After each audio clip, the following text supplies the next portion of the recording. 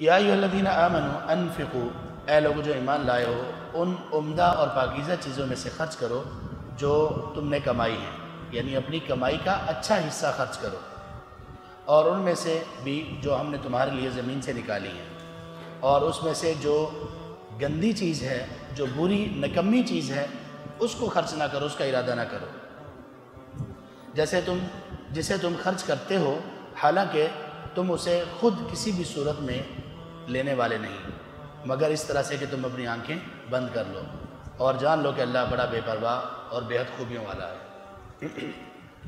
اس کا کیا مطلب ہے؟ اللہ نے اس آیت میں یہ حکم دیا کہ جو تمہارے پاس مال و دولت ہے اس میں سے بھی خرچ کرو، اور اگر تم کسی زمین کے مالک اور زمین سے جو کھیتی نکلتی ہے اس میں سے بھی خرچ کرو، لیکن خرچ کون سا کرو؟ اچھی چیز خرچ کرو۔ بہت سارے لوگ ایسا کرتے ہیں کہ وہ خرچ تو کرتے ہیں لیکن کیسے؟ جو گھر کا کوڑا کباڑ ہوتا ہے، پرانے کپڑے، پرانے جوتے، وہ خرچ کرتے ہیں۔ نہیں، ایسے نہیں۔ اللہ کہتے ہیں عمدہ چیز، اچھی چیز جو تمہیں پسند ہے وہ خرچ کرو، جو تمہیں پسند ہے وہ خرچ کرو۔ اگر اللہ کی راہ میں تم لوگوں نے پیسے دینے ہیں تو پیسے اتنے کم نہ دو کہ تمہیں بھی پتا ہو کہ اگر اتنے کم پیسے مجھے ملیں تو میرا کچھ نہیں بنے گا۔ اللہ کی راہ میں زیادہ خرچ کرو، اور وہ چیز خرچ کرو جو کہ تم خود پسند کرتے ہو۔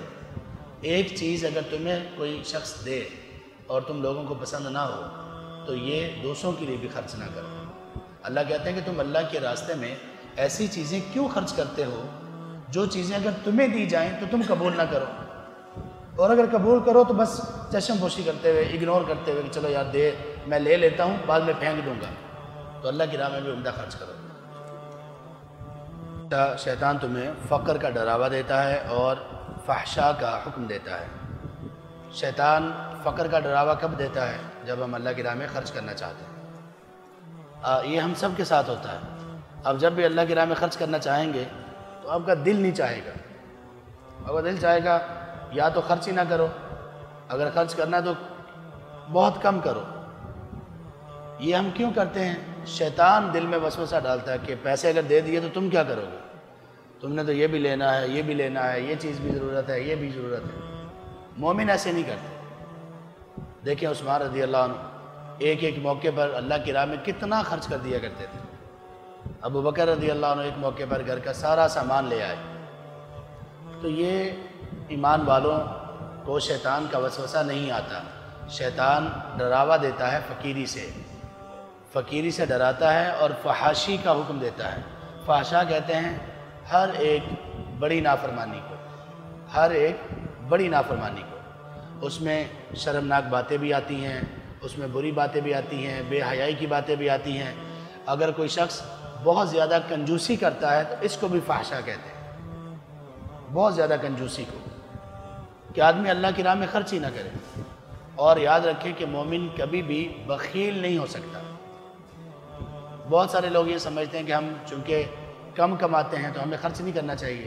نہیں، اگر آپ کم کماتے ہیں تو کم خرچ کریں، بلکہ اپنے بچوں کو بھی یہ عادت ڈالیں، بچوں کو بھی یہ بتائیں، سکھائیں کہ وہ بھی اللہ کی راہ میں خرچ کریں۔ اپنے بچوں کو بھی اللہ کی راہ میں خرچ کرنے کی عادت ڈالیں۔ کیسے عادت ان کو پڑے گی؟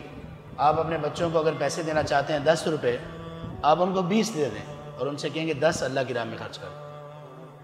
اس طرح سے اپنے بچوں کو بھی سکھائیں، اور ہمیشہ جب بھی اللہ آپ کو پیسے دیں، جب بھی آپ کے پاس پیسے ہوں، اللہ کی راہ میں ضرور خرچ کریں۔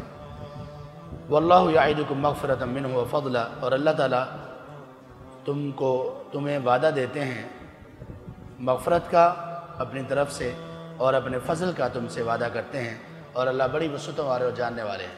یعنی جب ہم خرچ کرنے لگتے ہیں تو شیطان کہتا ہے کہ نہ خرچ کرو، فقیر ہو جاؤ گے، اور اللہ کیا کہتے ہیں؟ تم خرچ کرو، اللہ تمہیں معاف بھی کریں گے اور اللہ تمہارے مال کو بڑھا بھی دیں گے۔